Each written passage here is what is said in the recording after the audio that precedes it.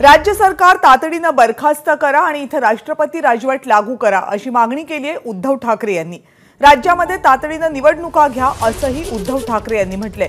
राष्ट्रपतींवर विश्वास उरला नाहीये, त्यांच्याकडे जाणार नसल्याची त्यांनी टीका केली आहे। राज्याला मनोरुग्ण गृहमंत्री लाभलाय की काय असा सवालही उद्धव ठाकरे यांनी उपस्थित केलाय।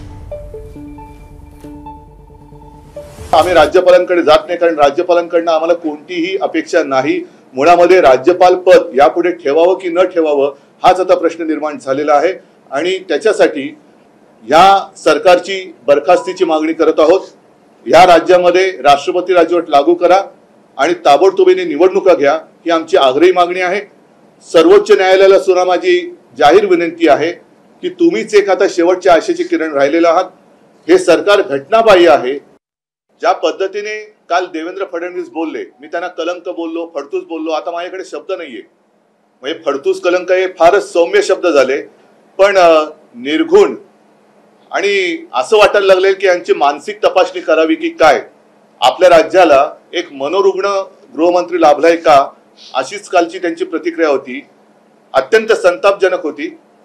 और जो भी गृहमंत्री अपने राज्य में जनता का संरक्षण नहीं कर सकता, कुत्ता तो वफादार होता है। ये तो लोमड़ी की जैसे है, ये गृहमंत्री तो लोमड़ी की जैसे है। एबीपी माझा, उघडा डोळे बघा नीट।